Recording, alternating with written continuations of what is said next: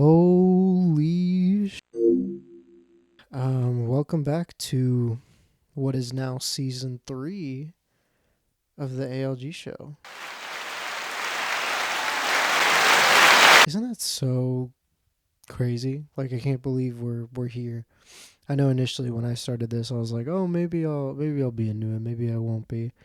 Not 100% on like how I feel about doing this, to be honest. But I think it's really blossomed into something that I think, number one, people can learn things from it, right? At least in my experience, I've had a few people talk to me and say that, like, oh, I really like this episode, or oh, I really like that you do this, da da da da da. And to those people, I say thank you very much. You guys are the ones that keep me going. But also, like, the fact that I can pick somebody's brain for like an hour or so, and they let me do it. You know what I mean? Like, that's such an interesting and unique experience to be able to have, and to offer, a chance for artists to kind of vocalize certain stuff that they're feeling, and that sort of thing. Speaking of artists, I know on this show it's primarily filmmaker based, and that just tends to be just because that's what I know, and that tends to be the way that I can create like a really interesting dialogue, because I know, like, this can be an interesting thing to pull from, and I can kind of relate in certain experiences in that way. But I want to expand the conversation. I think going into this next year or this next season of the show, I want to talk to a variety of different artists, whether it's like a painter or, like musicians, producers, that sort of thing.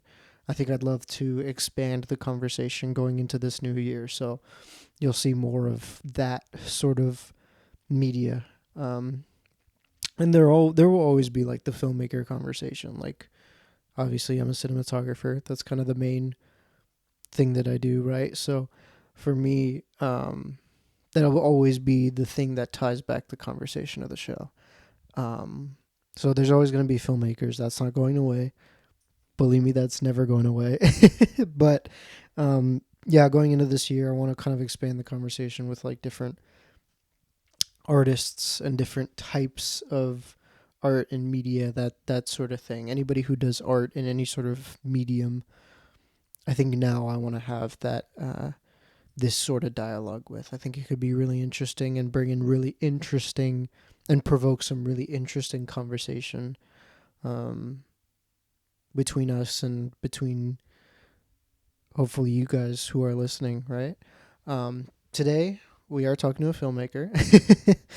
Today we're going to be talking with Lu Cheng, who is a film composer. He's got a plethora of credits, including having worked on The Flash and Arrow for the CW, as well as kind of the current work that he does in a video game called Project Vespery. He's done 3 features and maybe a couple dozen short films. So we get into kind of his experiences and his kind of process throughout all these different things, as well as kind of the mental aspect of it, both in kind of his approach to freelance work, as well as how he navigates his own mental health. But yeah, without any further ado, let's get into it.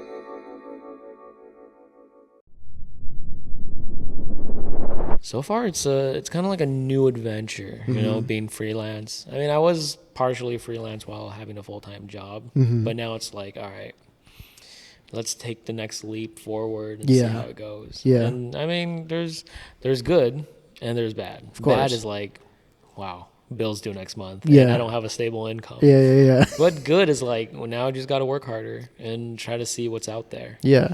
And what would be me working for a boss is now me going out there and seeing other creatives and see what opportunities are there to expand both creatively and sometimes financially, Yeah, definitely. I get you on that. It's always like living invoice to invoice isn't like the most fun thing in the world, especially when they're like net 30 on the payout. It's like makes me a little nervous. I'm not gonna lie to you. So you mentioned kind of being new to freelance work. How long have you been freelancing, and like where were you at before?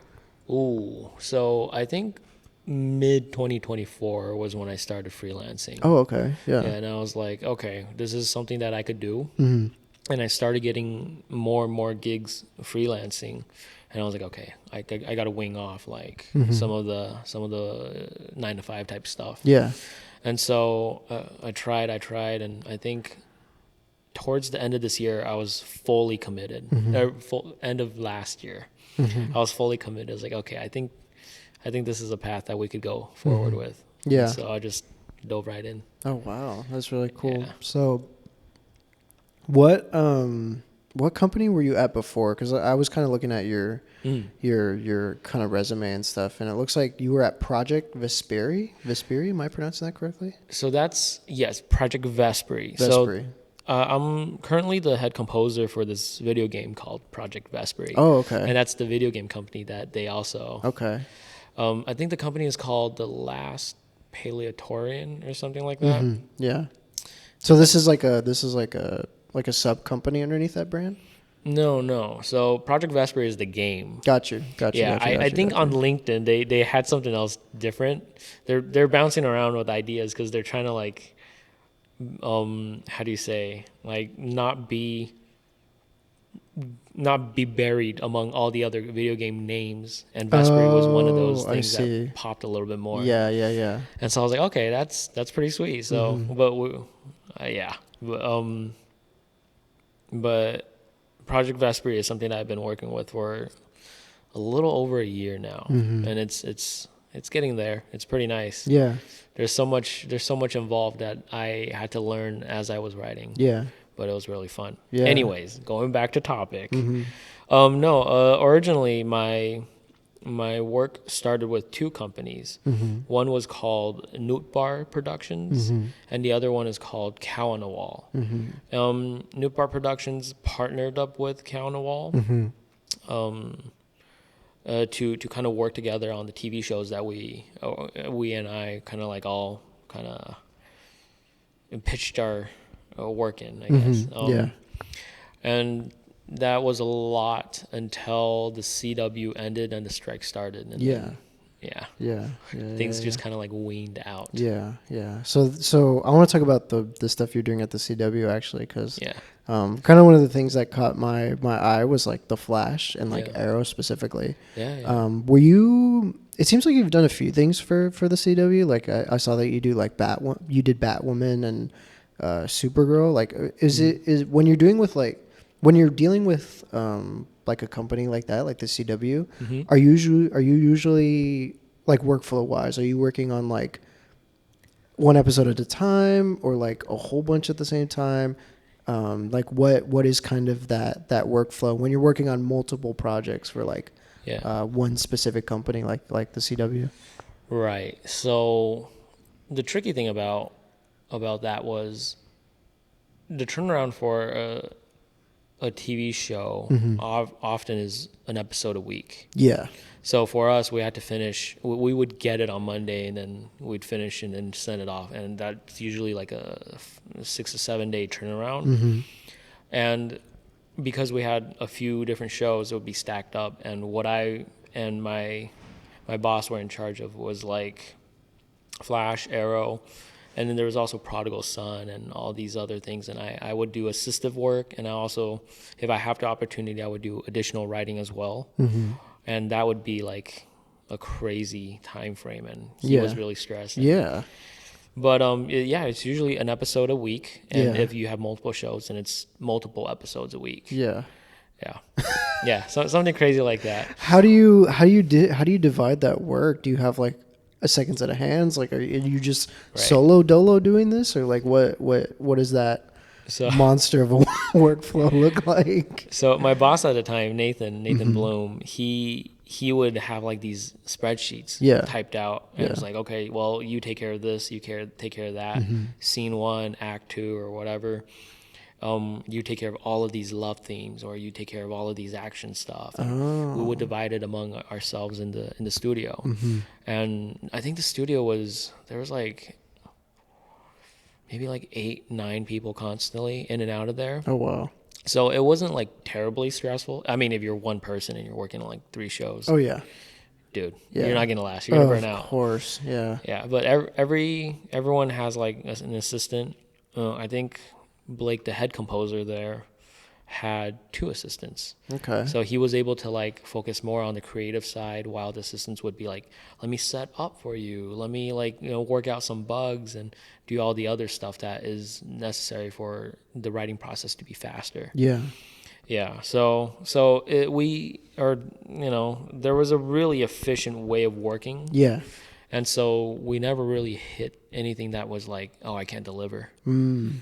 And that was really beautiful to Yeah. watch. Yeah. Yeah. It's just like this. Maybe this is like an analogy, but like it's like this symphony of like, oh, Yeah. you're taking over this, oh, you're taking over that.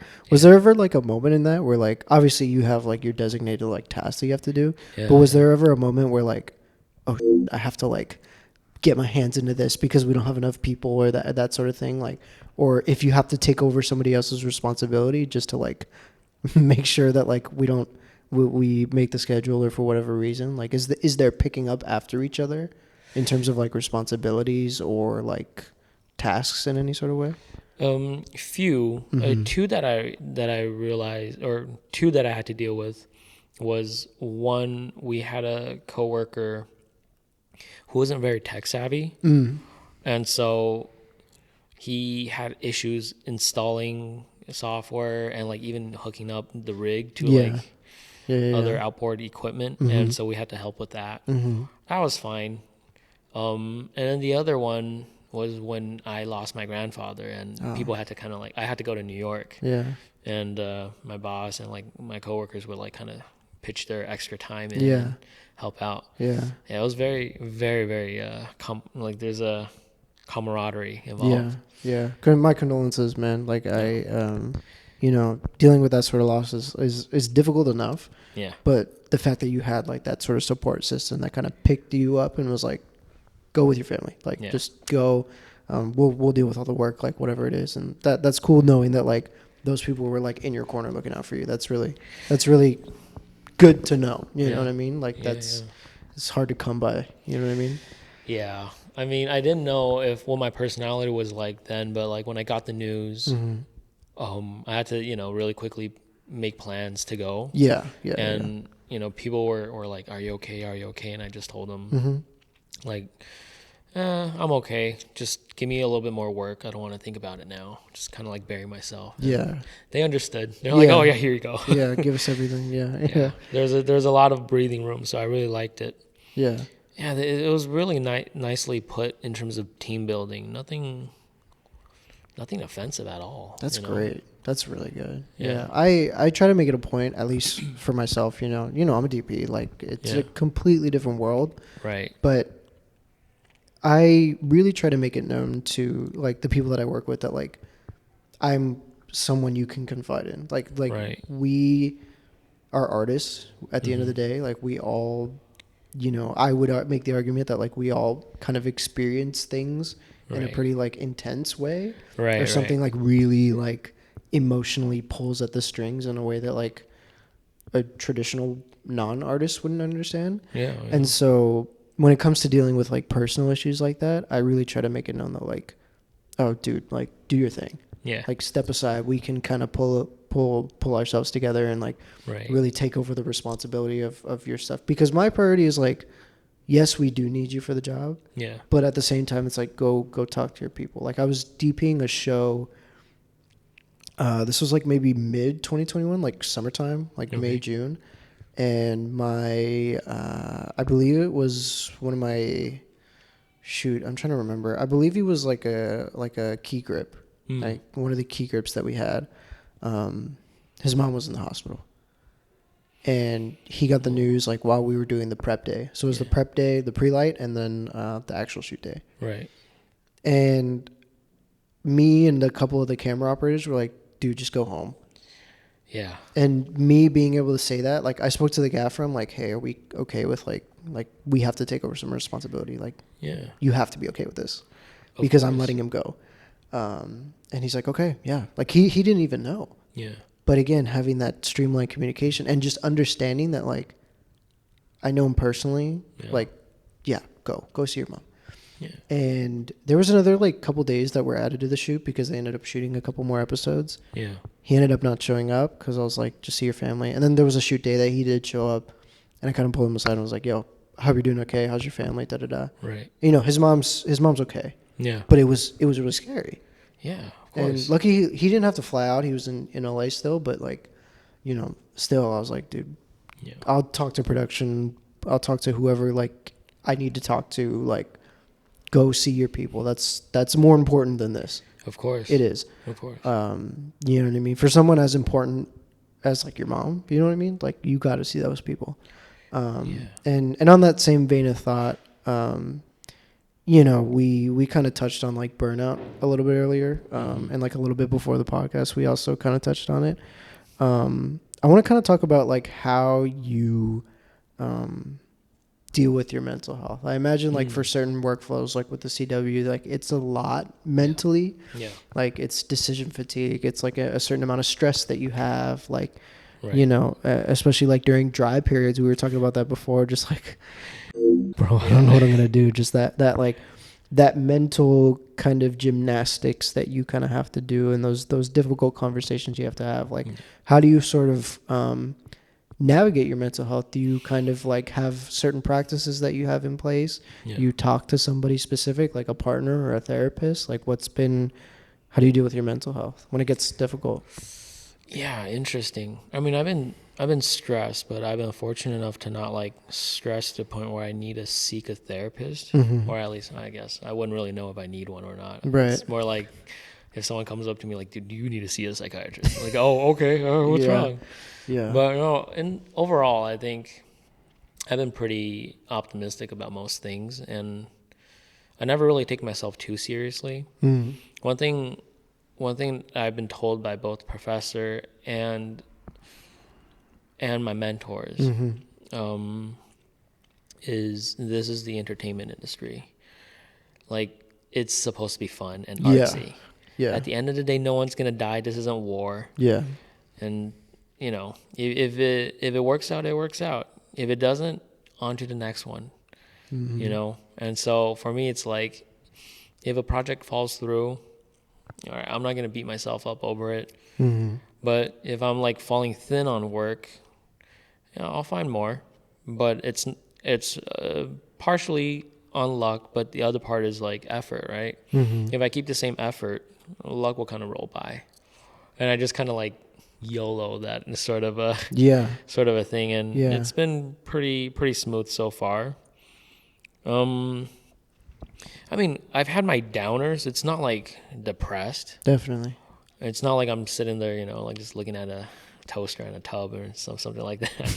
But no, I'm just like, I've been in like a little bit of a mood, and I just go, okay, this is not my week. And then I just maybe go on a road trip with like my girlfriend or family. Just be like, let's go. Yeah. And then sometimes they can make it. Sometimes it's just like, all right, I'm just going to go by myself. Yeah. And I go to like Catalina or something. Oh, wow. And just come back. You like driving? No. That's interesting that you're like road trip. I hate driving though. No. My thing, it's almost like a retired old man. I'll get one of those, I don't know if you've seen those, but it's like travel flyers, brochures. But it's like the Chinese ones in like Monterey Park. Interesting. I'll just be in a bus full of like old people and just sit there. Old Chinese people. Yeah. We're going to Vegas, guys. It's like a 3-day trip, you know, just come back. Oh, yeah. And I'll be like, all right, that was something I've never experienced, and I'm refreshed. So you just give yourself the chance to like escape. Like it's not about like, it's not even about the drive. It's just like, all right, I'm going to go like air out grievances sort of in a sense, and just like make sure that my head's straight. Yeah. Yeah. It's like if you're having like chicken all day, maybe steak would make your palate a little bit better. You know, maybe you appreciate steak a little bit better. Yeah. And so for me, it's like if I'm in that spiral, that limbo of like, well, I need to get work, but I can't get work because right now I'm down in a rut, but I really need to get work. And it just goes in a circle. Yeah. But when I take myself out of it and then look at the bigger picture, I go, oh, okay, well, it's a bump. Yeah. Let's just find ways to get over this bump instead of running right through it. Maybe around it, maybe under it. Yeah. And then problem solving becomes a little bit easier. Yeah. Other times I just take a nap. And that usually helps too. Okay. Yeah. So it's just like you give yourself a moment of like clarity mainly. Yeah. Yeah. That's the best. Yeah. I definitely am going to steal that advice just because like Yeah. I feel like I have certain like regimens that I do. Like I love to drive, so like I'll just kind of drive around like sunset or something. Like, ooh, look at the pretty lights. Like kind of literally to distract myself like a child. Yeah. And then sometimes I'll like go for a walk or something, depending on the time of day. Yeah. Just throw on like a podcast. I mainly put on the ALG show. But yeah, like it's interesting to see how people like kind of deal with their own kind of personal ruts, and the fact that you don't take yourself like super seriously. Like I'm working on that myself, and I feel like that's like super difficult because like I have like such a deep respect for cinematography that I feel like if I'm not presenting myself super seriously, then like I'm not going to be taken seriously. Right. But again, it's also like it's such a social industry too that I feel like, you know what? Let me not take myself seriously. Let me just be like happy dick over here, like whatever, like, you know, that sort of thing. So it's something I'm actively working on. And that's partially why I asked, is just because like I'm going to steal that or whatever it is. Just like, you know. I really like what you said, and I think this is probably why like we jive so well.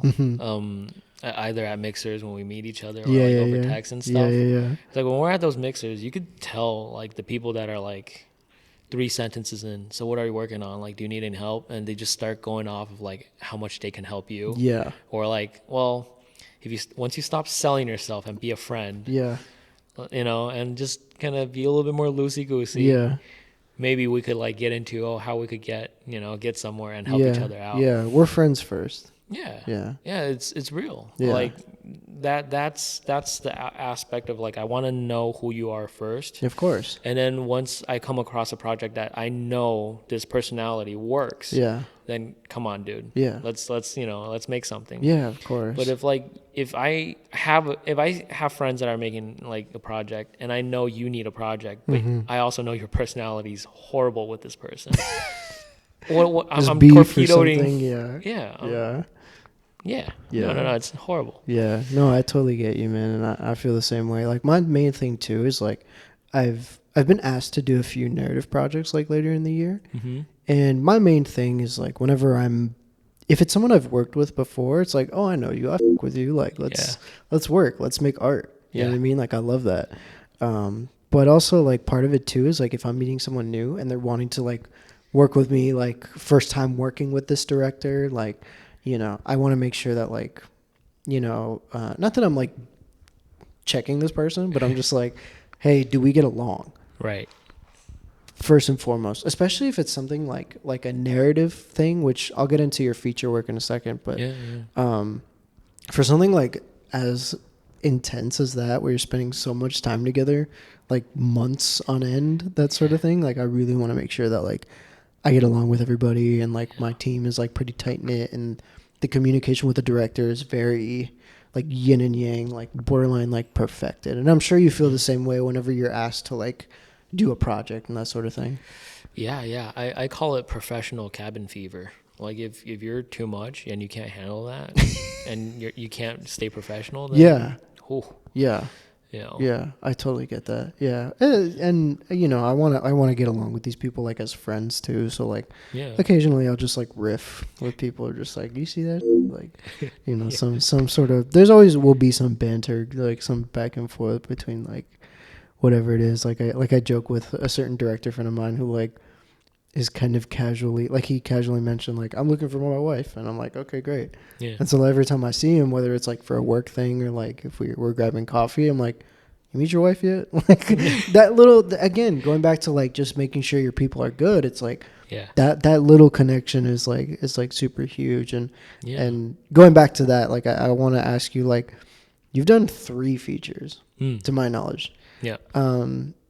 Were those like people you had worked with before that you already like had a good connection with? Yeah. Was it someone that like wanted you to work on this specifically and then you had a good connection after that? What was your like I guess relationship with whoever brought you on board, and was that maintained throughout the course of the project? Any feature that you want to mention?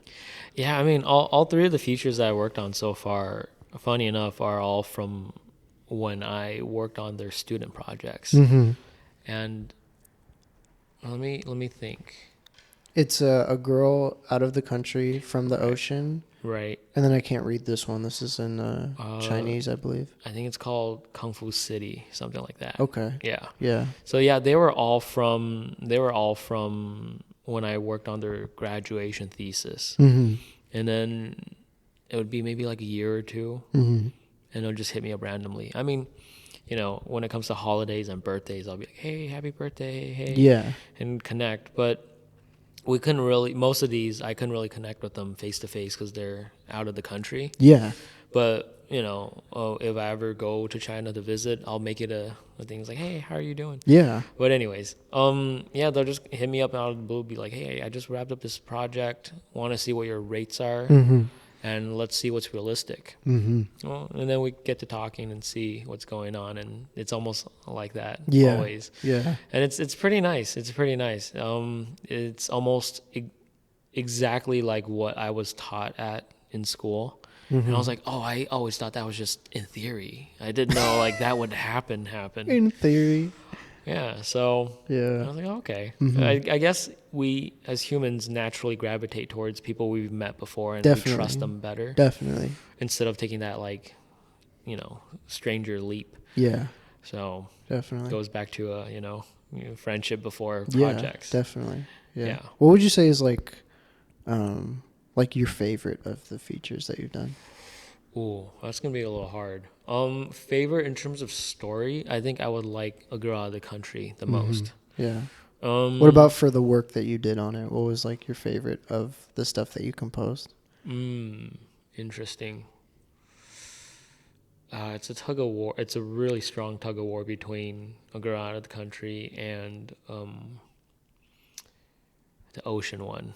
From the ocean. Yeah. Yeah. What makes it a tug of war? So, The Girl Out of the Country, actually,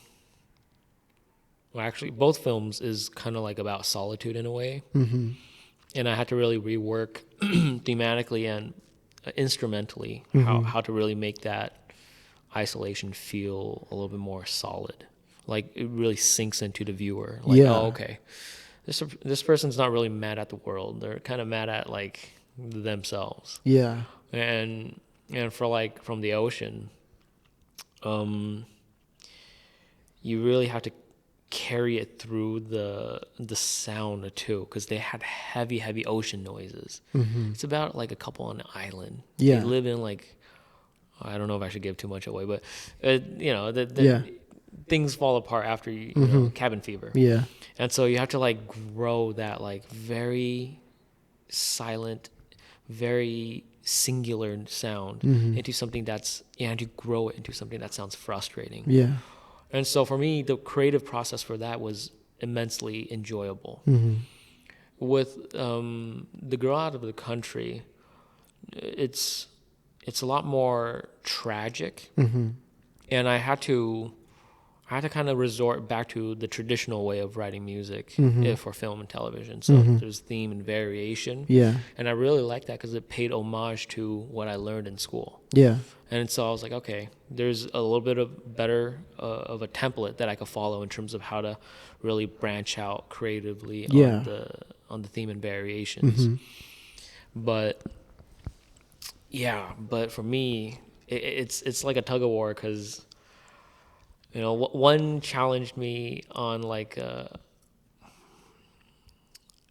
it's hard to say. One challenged me on like my fundamentals, and the other one challenged me on like who am I in the next like maybe short-term goal wise, like who am I, Interesting. Yeah. right? Because Yeah. we're all about an artistic voice, Of course. but sometimes, sometimes things kind of shift in a direction that is unexpected. Yeah. Yeah. Yeah, definitely. Yeah, I totally understand like wanting to maintain a certain level of like artistic integrity, and you mentioned like solitude, like the fact that you're like really harping on the fact that you really want to like emphasize that sort of thing. Like Yeah.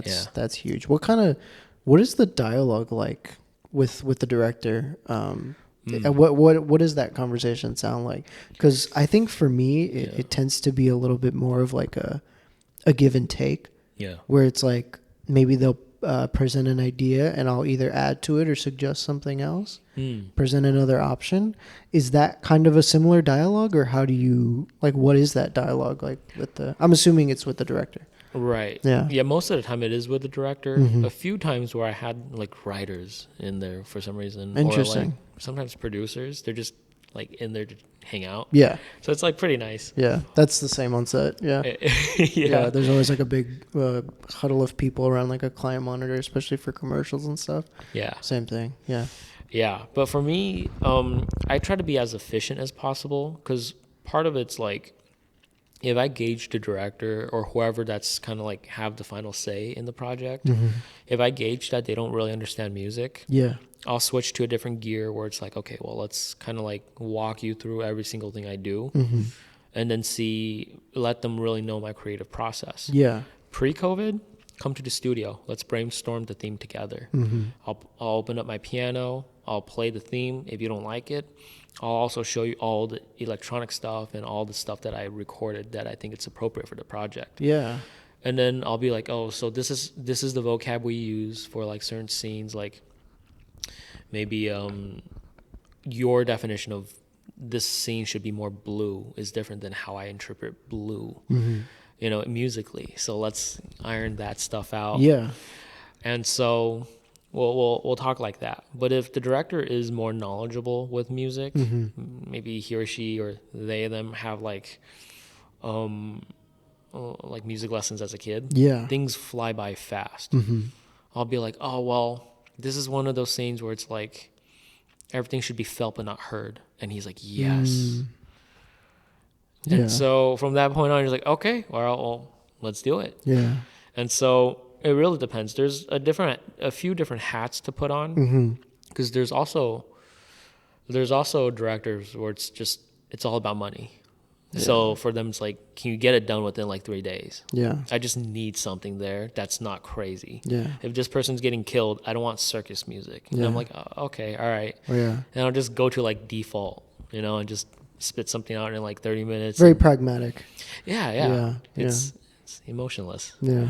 But I mean, Yeah. some people are more efficient like that when it comes to using entertainment as a means of making money. Yeah.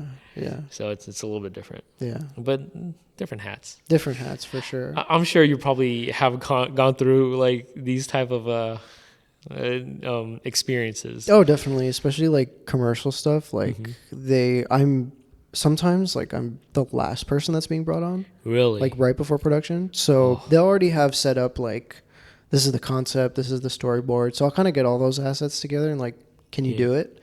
And it's like, yeah. Right. Like, but I don't really feel a certain way about it because, it's a commercial. Right. And I understand that the company or whatever it is, like, they have an image that they want to keep and they have a way that they want to like present their products. I'm assuming PR and marketing have like some specific notes. Right. So for me, I don't take that sort of thing, personally. And kind of like what you were saying earlier about like feel sort of thing. Yeah. I'm very much like a feely cinematographer versus like a technical one. Right. I could answer a technical question, but as far as like my approach, it is very much just like, this feels right. Yeah. So I'm going to go with this. Yeah. And I try not to, I think it's allowed me to not like, I don't know if you feel the same way, but like for me, it's kind of allowed me to not like complicate my workflow. Yeah. Because it's just like, this feels right. I'm not going to what I call is like frame f***ing, Yeah. where I just like get so like I'm super close to the monitor and I'm just like obsessed with this frame Yeah. for whatever reason. I know I shouldn't be. Yeah. We're behind schedule. What am I doing? Like, you know, and sometimes I'll get that. I'm like, oh, I'm frame f***ing again. All right, you know, whatever. But yeah, I've had those conversations before where it's like, okay, we need 15 shots. We got a 12-hour day. And we have a same 12-hour pre-light. Can you get it done? It's like, of course. Yeah. And it's more like, at least for me, I don't have a particular way that I operate. It's more just like I'm pretty adaptable to certain directors. For example, like I just did an anthology series. I did like the first episode of an anthology series. Yeah. And the director, she made like a really big point about like, I want to be working on the shot list with you. I don't want to create one, send it to you, have you give me notes. None of that. Right. I want to foundationally build the look with you. Yeah. And those sorts of conversations, like, I love. And as far as like what you were saying about like technical dialogue, like explaining that sort of thing to somebody, Yeah. I'm more in the school of thought of like, what's a way that I can explain this that is super easy for somebody, especially like for something on set where it's so like time sensitive, like we gotta move kind of. I just sort of explain it as like, oh, we can do this or this. Audition a choice. If not, advocate for the choice that I want to make. And if they're like, no, we should do this, then it's like, okay. Or like if I present an option, it's like, oh, let's do that or let's try this. Like I try to leave the conversation open for like chemistry to happen. Right. You know what I mean? Because if I'm very much just like, let's do this. If I'm very militant about it, then it's like, all right, I'm not going to work with this person again. Right. Because like that's not collaboration. Like we're artists. You know what I mean? So I try to just, like I said, Befeely, I'm like, we can kind of create like a softer source in this direction. We can kind of shape the lighting in this way. Try not to be so like technical just because like it's very, you can see it. Right. You can see it and the director knows he, she, they, like they know if it feels right for the particular piece. And for some things it's like commercials and stuff. It's like the ad agency or whatever, they have certain notes, so it's less like that. But if it's for like a music video, it's like, yeah, that feels right. You know what I mean? So that I try to leave it open ended for like that riff to happen. Yeah, that's well said. Yeah, well said. Because I think that's where like the sparks could fly. Mm-hmm. You know what I mean? And I'm assuming like, because you've done a ton of shorts, like Bottom Feeder looks really interesting. Right. Over Easy looks super fun, right? Like how, because features obviously you have like way more time, of course. A lot. How does that workflow different going from like a feature to a short and vice versa? How do those workflows kind of differentiate themselves? Well, for one, what I realized was with shorts, you could do all in one like sitting, right? You just have one video file up in Pro Tools and you just blast through it. Mm-hmm. With films, I didn't know they would cut it up into quarters. They'll give you the first quarter and then you work on it in the second quarter. And time code's all different, right? Everything, first chunk, it's like 0-1. Second chunk is 0-2. Yeah. And, you know, so I had to adjust myself to that, which is, it was pretty fast. But for me, I just didn't know how they're going to stitch all four of them together. Yeah. And I didn't know, like, if there's going to need, like, music in between that. Oh, I see. When they stitch all them together, do they work? Yeah. I didn't know that. Yeah. So I was like, okay, can I just, like, watch it after you stitch them all together? Just make sure, like, let me that it my flows OCD. super well. Yeah, of course. Yeah. That makes sense. That's one thing that, like, I had to take a step back and be like, oh, okay, I'll adjust to this. Yeah. Because in television, it's also just one file.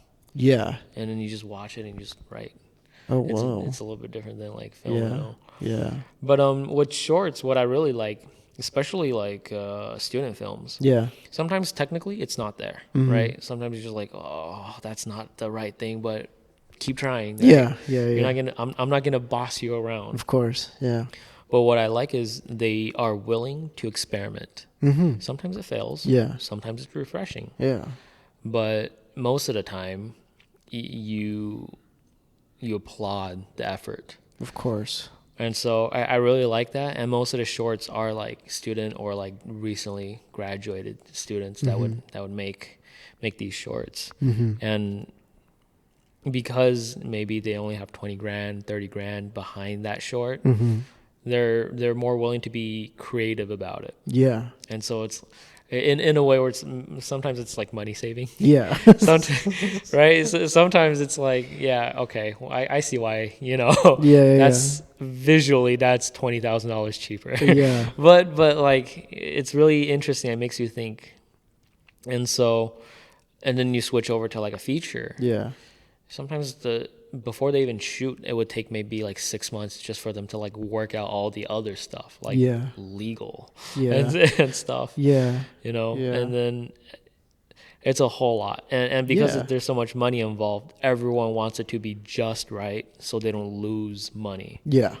And for directors too, like it's their whole reputation. Yeah. Yeah. They're Features are huge. Yeah. Yeah, especially like when it comes to the legal stuff. To my knowledge, a lot of it comes down to like distribution. If you Right. had investors, like who has like ownership over the IP and stuff. You know, Yeah. I only know this because like I was asked recently to shoot a feature. Yeah. So I'm kind of like, this is fresh in my mind. You know what I mean? Yeah. Okay, sorry, I cut you off. Continue. No. Yeah. It's all good. Yeah. But no, it's a lot. Yeah. It's a lot. Yeah. Definitely. But the difference is big. The difference is really big. I think that's all for now in terms of the differences. Yeah. What do you think you enjoy more? Ooh. Artistically or monetarily? I think between shorts and features, I'm purely asking artistically. Monetarily, we can get into that, but artistically, what is something that you, between shorts and features, what do you tend to enjoy more? I think overall, shorts. Because you get more variety in the short amount of time that you have. Interesting. Like if I have 6 months, I could work on like maybe 6 to 8 like shorts. Yeah. And they all are in different styles. And you could see like, oh, this one's paying homage to Kubrick. This one's paying homage to Hitchcock. And you're just like, this is fun. Yeah. But if you're doing a feature, especially with a stranger, Yeah. yo, Yeah. it's really, really like... You're kind of in it for a while. Yeah. I was in this potential feature project for like about 3 months, and then I had to step out. I was like, dude, we're not clicking. Yeah.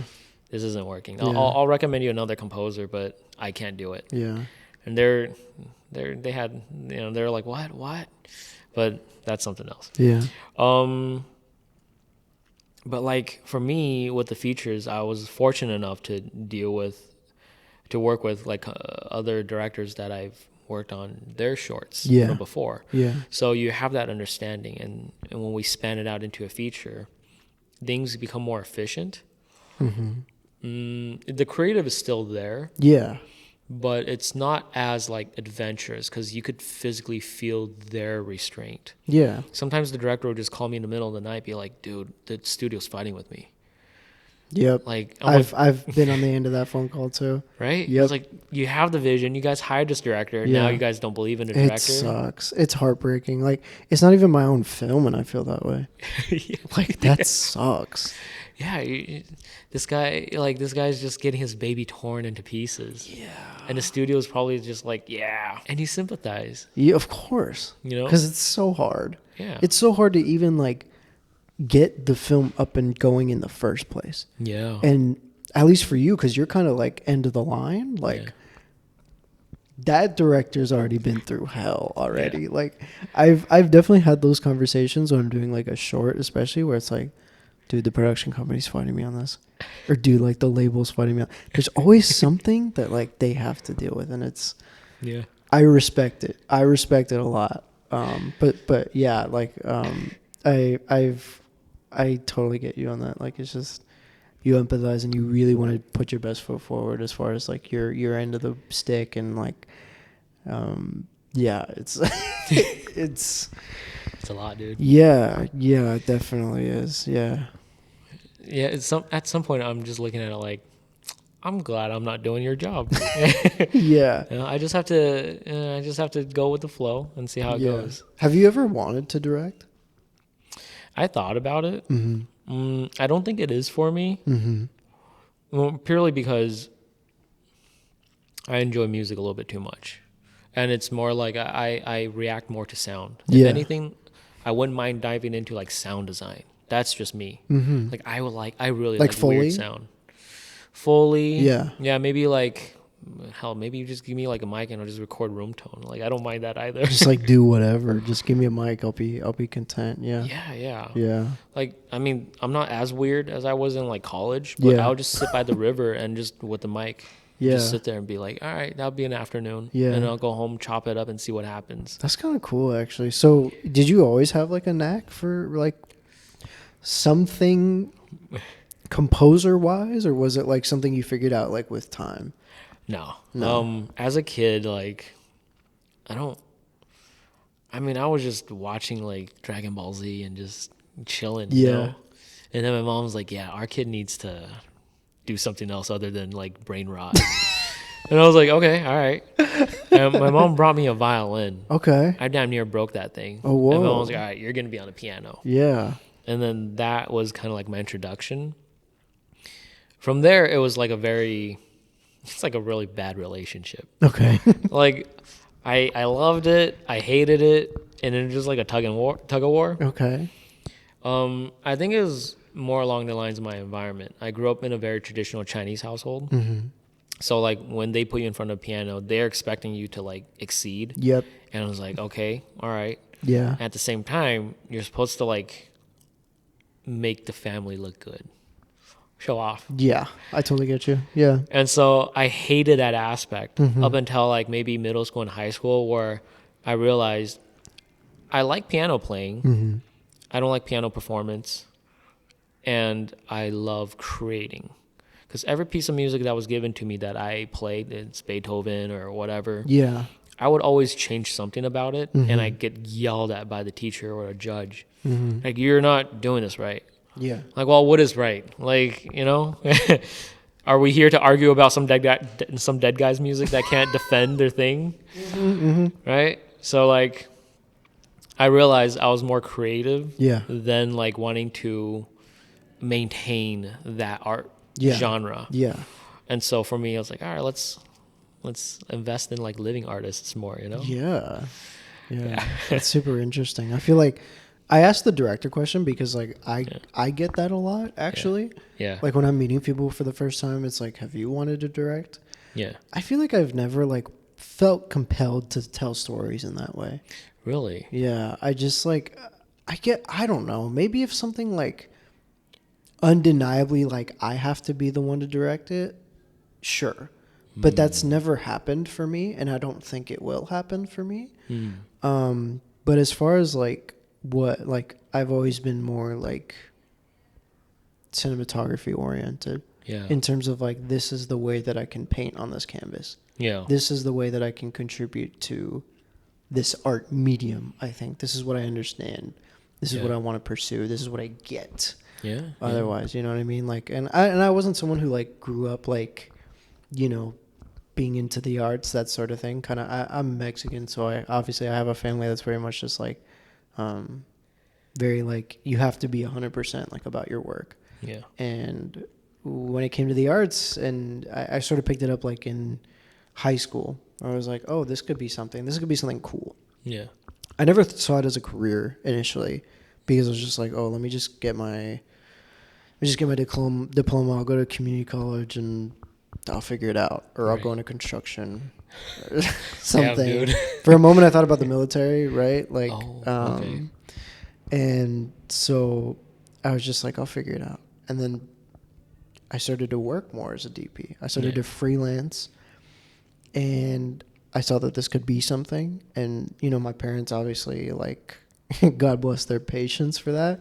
Because initially they were like, I don't know, dude. I don't know if you should be pursuing this, because, you know, I didn't go to college for this. Right.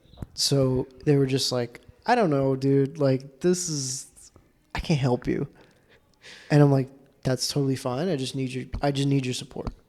I need your blessing to move forward. And there was a couple of things that, like, you know, I did a music video for Los Tucanes de Tijuana, which is like a big thing culturally. Yeah. And so, like, I remember telling my dad about it, and he's like, yo, like, Right. so that was like the validity card of like, okay, you can do this. this is cool. And it was just like slowly I fell in love with it. And to this day, I'm still like falling in love with it. And I imagine you're the same way. There's always like something you're experimenting with. I don't know how many instruments you know, but I'm sure there's like still instruments you want to learn. Yeah. And I think inevitably you just, again, like what you were saying earlier, like it's like a relationship. Like there's gonna be ups and downs. There's gonna be moments where you're like, well, why the did I pursue this career? And there's gonna be moments where you're like, damn, I love this career. I love this job. You know, so yeah. No, right on. Yeah. What was the turnaround period from like your parents being hesitant to like, you know what, let them be happy? It took a while. Yeah. It took a really long time for them to turn around on it. I think it was just this constant, like, I had to show the proof. Like what you were saying about your family, like you have to do it like to the best of your abilities, to the peak of that industry sort of thing. Yeah. And it wasn't until like I did a few things where like the Los Tucanes video. Yeah. I had a short film that got into this festival that premiered at the Chinese Theater, and they were there to see that. And that was like another thing where that was the first time they had like seen my work at all. Yeah. And to have seen it on a theater display, like in a theater, yeah, that was like another thing where they're like, oh, like this is real. You can actually do. You're not making this up. Right. This isn't a dream anymore. This is a career. Right. You know what I mean? So it was like certain moments like that kind of that cemented it for them. Yeah, that it was just those two, I think, are the main things that, like, to my knowledge, I've never asked them personally about it. Yeah. Like, hey, when did you actually like, think I could do this? Like, I've never asked them that, but I think it was, if I could pin it to something, it's probably those two things. Yeah. What about you? When would you say that you got like the validity card from like your parents? It's kind of interesting. Yeah. My parents never intended for me to be in this industry. Like neither did mine. No. Here's the contradicting thing though. Okay. They had me play piano all throughout my childhood. Yeah. I was like, what was the purpose of this if you're not going to have me like use it in my adulthood? Yeah. Is it just to like show off? And we had a big argument about that, right? It's like, I'm not your tool. So on and so forth. Yeah. But later on, I think it was until my master's where they saw like this full orchestra that I was working with, and my thesis basically, and they saw how serious I was and the type of music I was kind of making. And then while in my master's program, I also met a lot of like Chinese artists. Yeah. And I collaborated with them on Chinese projects. And then my parents would watch that stuff without knowing that I made it. They'll be watching maybe like a show or maybe like a film or something. And they'll be like, who's Lu Cheng? It's my artist name. and then I'll tell them that's me. Yeah. And I'm like, no, that's bull. Yeah. And I'm like, no, Google it. Yeah. And like, and they're like, oh, okay. Well, maybe that's going to work. Maybe that's good. Maybe you're doing, you know what? Maybe you're doing okay. But the process was really painful because I imagine. told them I wanted to study music. Yeah. In 2013. Yeah. And then they recently said, you know what? Go for it. And that was like last year. Whoa. Yeah. More than 10 years later. Yeah. Because my dad would always be by my ear, be like, it's not too late to go into like law school. Yeah. And my mom's like, why don't we be like a real estate agent? Yeah. Whoa. And I'll be like, yeah, I guess. Yeah. And my aunties would be like, you could sell insurance like me. I'm like, oh, okay, all right. Okay. And they're like, get into a job that people will need. I'm like, all right, they're going for the safety net. As did mine, yeah. Yeah. I mean, immigrant parents, right? Of course. The idea is about survival right now and maintain the family's health. Yeah. And I still feel that way. Yeah. Family's still super important to me. Yeah. I want to make sure my guys are good. My people, Right. Yeah. Yeah. So it's a tug of war. Sometimes I do feel guilty. I'm like, man, I'm disappointing them. Same, actually. Yeah. Yeah. Even if you've proven it to them, even if you've gotten the validity card from them, it's still like, Like deep down, it's like, I don't know. You know what's funny part? Like I told them, they told me, it's like, yeah, you got the green light. Okay. You know, we're feeling iffy, but you got the green light. Okay. And then the strike happens. Oh. And like, all right, this is post COVID, post strike, Yeah. and a fire. I'm just like, Yeah. I wonder how nervous they are right now. You know, Very. but Probably. I know mine are. yeah. I know my family's pretty nervous Well, for sure, but we'll be okay. you think so? I trust that work will come back. The thing is, I know work will come back, but I Yeah. don't think it'll be like 80s and 90s Hollywood. Oh yeah. You know, Yeah. it'll never be as busy as like early 2000s. Oh, for sure. Yeah.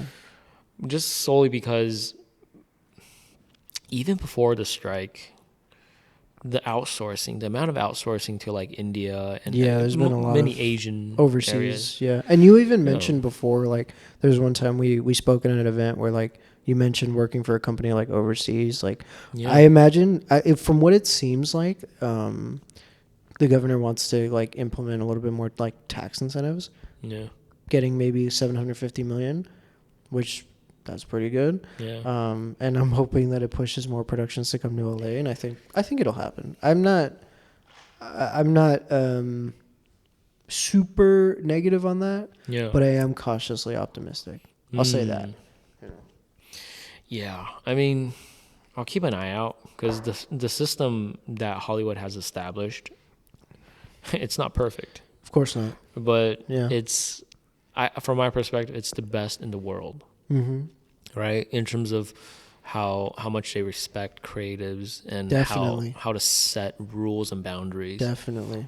I mean, there's pockets, right? Yeah, That I mean that's like every industry, you know. There's always something that's not perfected, and I think in due time and with certain realizations that people have, then that's like when they come around to certain decisions and stuff like that. Yeah. That sort of thing. But yeah, I'm cautiously optimistic. I feel good. I feel strong, at least for the jobs that I've gotten in the beginning of the month. Yeah. So I'll say that much. You know what I mean? Okay. Really quickly, I wanted to ask about your stage name. I didn't realize it was a stage name. Yeah. Yeah. What, how'd you come up with that? What's the significance of it? Because So, I use a stage name. You too? Yeah. Okay. Good. Yeah. Well, for me, there's two layers behind it, right? Like Yeah. my legal name is something that my dad gave me, Mm-hmm. and it wasn't agreed upon with my mom. My mom was kind of knocked out. She's like, I'm tired, right? Yeah. But before that, I don't know why, but all 9 months they didn't talk about my name. So my mom was like, "Oh, what the hell? You Yeah. just Yeah. gave our son a name without Yeah. me knowing?" Yeah. Yeah. And then I asked my mom, like, "Well, what was the name you had for me?" Yeah. She goes, "It's your nickname. It's Chen." Mm-hmm. I'm like, "Oh, okay. Well, I'll just go with Lu Chen." Yeah. It's like if this thing works out, the world will know me as Lu Chen, and my family can know me as my legal name. And so Yeah. it's kind of like I still want to pay respect to her decisions. I want her to have a say in it Of because course. she didn't. Not that like my dad's a complete asshole or anything. Yeah. I think he panicked too. Yeah. Yeah. Just like, let me get this paperwork signed. Yeah. I Yeah. mean, he's stressed, and childbirth is pretty stressful for both men and women. Of course. Yeah. So Yeah. I was just like, all right, let me at least make that a little bit more balanced out for my mom. Yeah. And so I just did that. And the other thing is I don't know.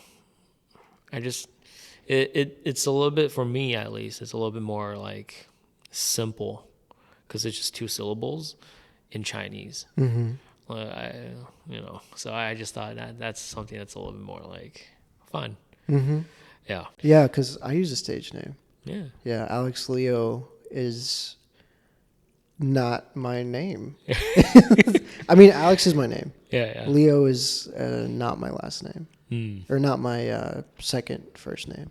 Okay. Yeah. So I just I thought Leo looked better. Mm-hmm. And I tried a couple different options. Leo fit the bill. And so Alex Leo Garcia. Was there like a film or something that like inspired you with Leo? Or is it like your zodiac? It is my zodiac, but that's not the reason. Coincidence. It's super coincidental. I get asked about that a Yeah. lot, actually. Like, is that your zodiac and you just love it that much? I'm like, no, I'm not a big narcissist. Sorry. Very self-deprecating. Um, but no, it's kind of a funny story, actually. I was kind of getting more serious in my career, Yeah. and from the beginning I kind of understood that like Instagram was for me like a business card, Mm-hmm. and it still is. Yeah. It's a massive like business card for me, Yeah. and so I wanted something that was like more presentable than like a username with a bunch of letters and numbers, like, Right. you know what I mean. Right. And I'm not a big social media person, so for me that was really difficult to come up with. I thought about just like Alex DP or something, like, but that was taken obviously. Right. And I tried a couple things, and I had a friend kind of bring up a point about like, you know what, like, do a stage name. Yeah. I was like, you know what, that's not a bad idea. Mm-hmm. And so it took some retooling, and we landed on Alex Leo Garcia, and it kind of works because like ALG I use for everything. I think Mm-hmm. Alex Leo Garcia has a really strong presence. Yep. And you know, the ALG show, it's just my initials. Yeah. I've had a couple of people call me like Mr. ALG, and it's kind of hilarious, and I kind of love it. Yeah. You know, and I'm totally fine with you calling me Alex or Leo. It's whatever. I should Okay. make that more public, actually, Yeah. because I've only recently started to embrace that a little bit. Yeah. So yeah, it's a stage name. I think it just looks better on paper. Mm. So yeah, that was first my Alex Leo Garcia. That was first my @ on Instagram, Mm. and then I figured out, okay, I need a website, Yeah. alexleogarcia.com. Mm. Yeah, so Interesting. it's become synonymous with sort of the work I do, and you know, the ALG. I'm sure you see it on my audio gear, like the ALG tags and stuff. Like, Yeah. it definitely helps with branding, and it creates like a really strong like presence. Like, oh, I remember that guy. Right. You know, it's definitely helped in sort of presenting myself to clients and like that sort of thing. Yeah. So yeah, I definitely am with you. Like, stage names are cool. Stage names are fun. I wanted to kind of touch back on, you know, we talked about like the work, the fires and stuff. Yeah. Yeah. Oh man. Hoping Fires. we have a good year. I'm hoping you're safe from, you know, from the fires. Hopefully you've had some relief if you've needed it. Yeah. Yeah. I'm wondering, like, you know, we talked about like where we think the work is heading. What kind of work do you have personally coming up? Yeah. Whether you can disclose it or not, I understand you work with a lot of NDAs. Right. Right. Yeah. Well, the overseas stuff. Let's hold off on that. For sure. Yeah, because it gets a little wonky over there with the NDAs. I see. I can never really figure it out Yeah. that well. But currently I'm working on Project Vespery, the game. Mm-hmm. It's very interesting because these game makers originally were filmmakers. Yeah, Okay. and so they made the game very, very film-esque. It's very story-driven, Yeah. and then the game is kind of like, oh yeah, you could also walk around, explore, and do some other stuff. Oh, wow. So when it's finally out, Mm-hmm. you could watch, and then you could play, and it's pretty free in that sense. Yeah. And I've been pretty. I keep using pretty. I've been very locked in on that one, solely because everything has to work a little bit differently than film and television. Mm-hmm. One thing would be like, yeah, but we'll just stay at that for Yeah. now. But that's something I'm working on right now, and then on and off, I'll work on some commercials over in like Taiwan and stuff, and pretty nice, you know. Yeah. Vitamin C. All right. That concludes today's episode of the ALG Show. So, I unfortunately haven't had the privilege to work with Lou. I feel like that's kind of an obvious reason. I don't see cinematographers and film composers working directly with each other. But we've known each other for like exactly a year, which is hilarious. And through that time, you know, we've kind of mixed and mingled at social events. You know, we'll casually chat over text. It's always been a good conversation with him. Every time I catch up with him, it's always like really good energy, and I love his presence in a room for sure. So it was exciting kind of to see what his sort of insight and perspective is on the industry, especially seeing like post production, which sometimes I never get to see sometimes. And it's really interesting to see like this is the way that I've done certain things, and what do you think about certain things? And I think the fact that he posed questions at certain moments was like really fun, and ignited the conversation, at least for myself for sure. So, but yeah, hopefully you guys enjoyed the episode. Hopefully you guys took away something that you can then apply to your own work. Um, have a good one. Hopefully I'll see you on the next one. Peace.